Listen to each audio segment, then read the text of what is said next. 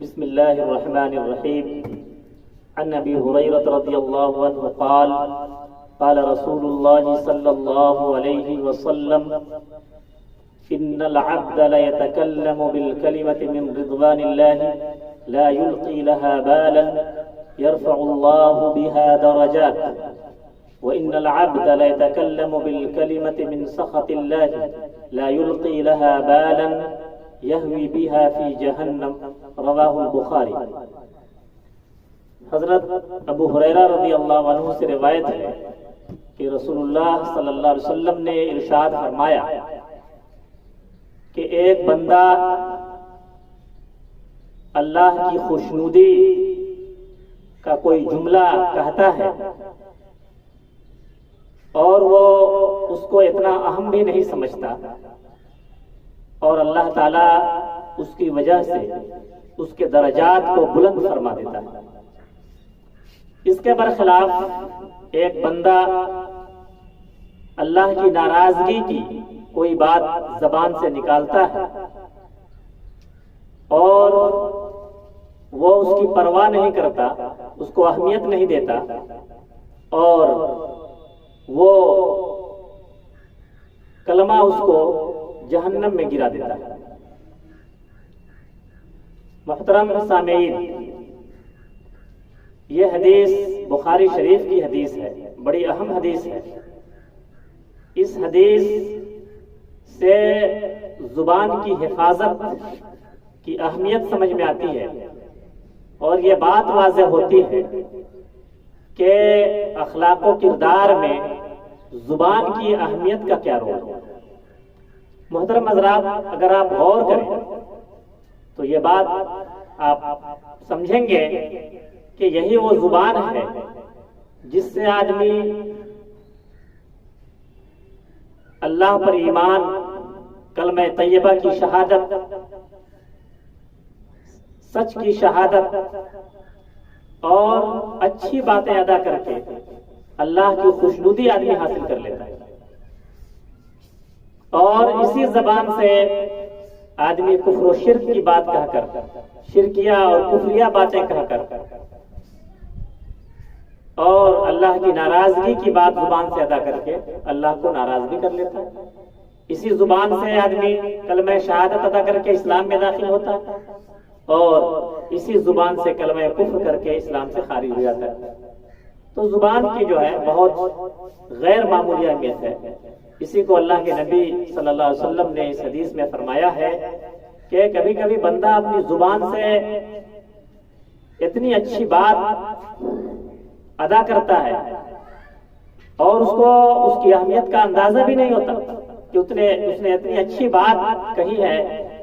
اتنی اہم بات کہی ہے، اتنا اہم کام اس نے کیا ہے، لیکن اللہ تعالیٰ کے ہاں وہ بات بڑی وزنی ہوتی ہے، بہت اہم ہوتی ہے اور اللہ تعالیٰ اس کی وجہ سے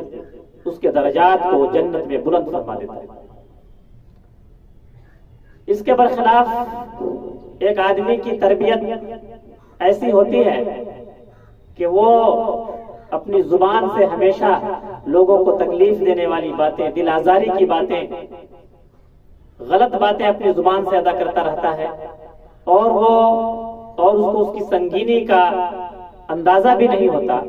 اور اس کی وجہ سے اس کے لیے جہنم کا فیصلہ ہو جاتا ہے. محترم حضرات، اس حدیث سے یہ بات بھی واضح ہوتی ہے کہ تربیت کا، تزکیہ کا آدمی کی زندگی میں بہت رول ہے. آدمی اگر اپنی تربیت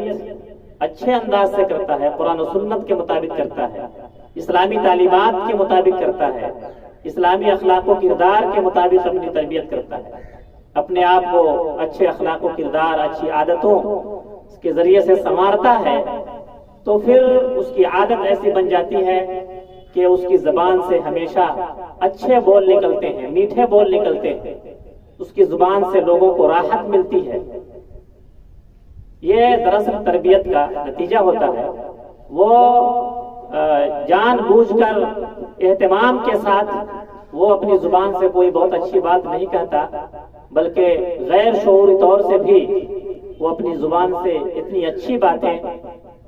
ادا کرتا ہے کہ اللہ تعالیٰ کو اس کی بہت سی باتیں پسند آ جاتی ہیں اور اللہ تعالیٰ درجات اس کے بلند فرما دیتا ہے. اور اس طرح کی باتیں حدیث میں آئی ہیں کہ قیامت کے دن بندہ حیرت کرے گا، تعجب کرے گا جنت میں جب دیکھے گا کہ اس کے فلاں قول کی وجہ سے، اس کے فلاں عمل کی وجہ سے اس کا درجہ جنت میں اتنا بلند ہو گیا، حالانکہ اس کو اس کی اہمیت کا اندازہ بھی نہیں. اس کے برخلاف ایک آدمی جس کی تربیت نہیں ہوتی، جو قرآن و سنت کے مطابق، اسلامی اخلاق و کردار کے مطابق اپنی تربیت نہیں کرتا، اپنا تزکیہ نہیں کرتا، اچھے اخلاق و کردار کا عادی اپنے آپ کو نہیں بناتا، وہ اچھی بات کہنا چاہتا ہے لیکن اس کے ساتھ وہ بہت ساری غلط باتیں ملا دیتا ہے. وہ غیر شعوری طور سے، غیر اختیاری طور سے بہت ایسی سنگین بات اپنی زبان سے ادا کر دیتا ہے کہ اس کی وجہ سے جہنم کا اس کے لیے فیصلہ ہو جاتا ہے، یا وہ گناہ کبیرہ کا مرتکب ہو جاتا ہے. محترم حضرات، اس سلسلے میں ہمیں یہ حدیث سامنے رکھنی چاہیے جس میں اللہ کے نبی صلی اللہ علیہ وسلم کے سامنے دو عورتوں کا تذکرہ کیا گیا. فرمایا گیا کہ فلانۃ تذکر من کثرت صلاتها وصيامها وصدقتها، ایک عورت ہے جو کثرت سے نماز پڑھتی ہے، کثرت سے روزے رکھتی ہے، کثرت سے صدقہ خیرات کرتی ہے، لیکن اپنی زبان سے وہ اپنے پڑوسیوں کو تکلیف دیتی ہے. اللہ کے نبی صلی اللہ علیہ وسلم نے فرمایا کہ وہ جہنمی عورت. پھر آپ کے سامنے ایک دوسری عورت کا تذکرہ کیا گیا جو کم ہی نماز پڑھتی ہے، کم ہی صدقہ خیرات کرتی ہے، کم ہی روزے رکھتی ہے، لیکن اپنی زبان سے پڑوسیوں کو تکلیف نہیں پہنچاتی. آپ صلی اللہ علیہ وسلم نے فرمایا کہ وہ جنتی عورت ہے. آپ سورہ نور میں جو حضرت عائشہ رضی اللہ عنہا پر تہمت کا واقعہ بیان کیا گیا ہے، آپ سب لوگ جانتے ہیں کہ غزوہ مصطلق کے موقع پہ تمام مومنوں کی ماں حضرت عائشہ رضی اللہ عنہا پر منافقوں نے تہمت لگائی تھی، الزام تراشی کی تھی آپ پر، اور منافقوں نے اس کو بہت اس کا واویلا مچایا، اس کا بڑا پرچار کیا. لیکن ان کے جھانسے میں آ کر کچھ جو مخلص اہل ایمان تھے، 3 لوگ کا تذکر آتا ہے ذکر،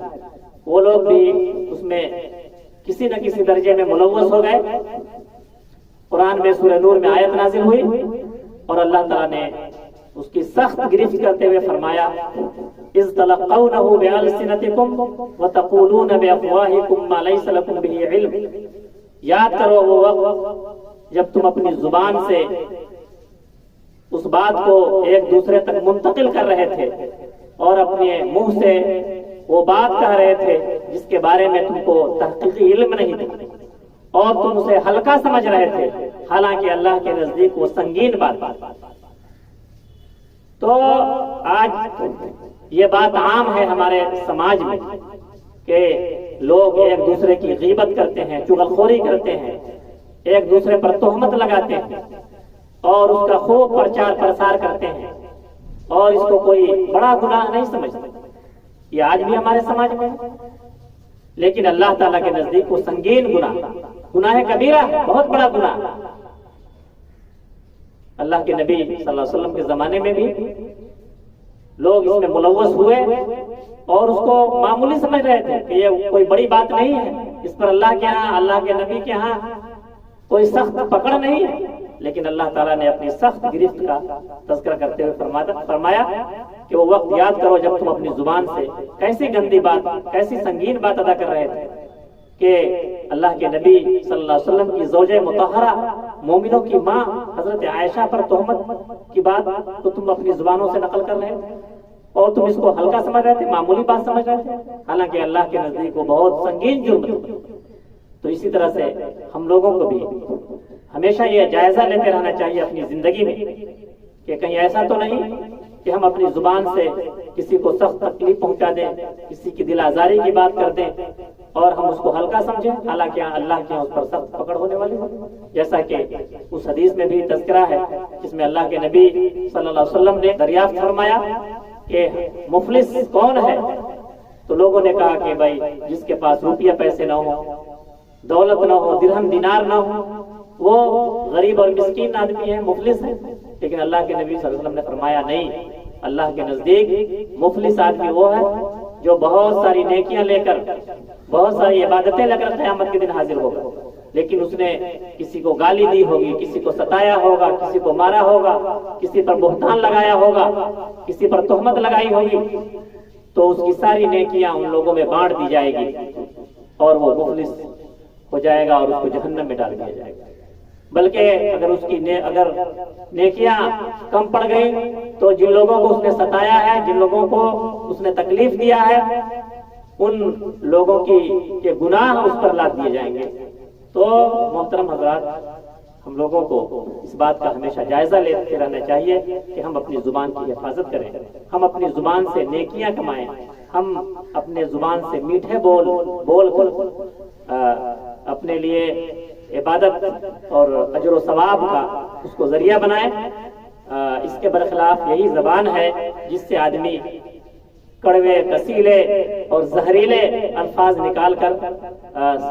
سخت سے سخت آدمی اپنے بھائی کو، اپنے سماجی بھائیوں کو اور اپنے معاشرے کے لوگوں کو تکلیف پہنچاتا ہے، دل آزاری کرتا ہے، اور اس کو آدمی کوئی بڑا گناہ نہیں سمجھتا. اس لیے ہمیں اس بات کا اہتمام کرنا چاہیے کہ ہم اپنی زبان سے میٹھے بول بولیں، کڑوے، کسیلے اور زہریلے الفاظ کے تیر و نشتر چلانے سے ہم اپنی حفاظت کرنے کی کوشش کریں. اللہ تعالیٰ سے دعا ہے کہ ہم اس کی توفیق عطا فرمائیں. وما توفیق الا باللہ، علیہ توکلت و الیہ انیب.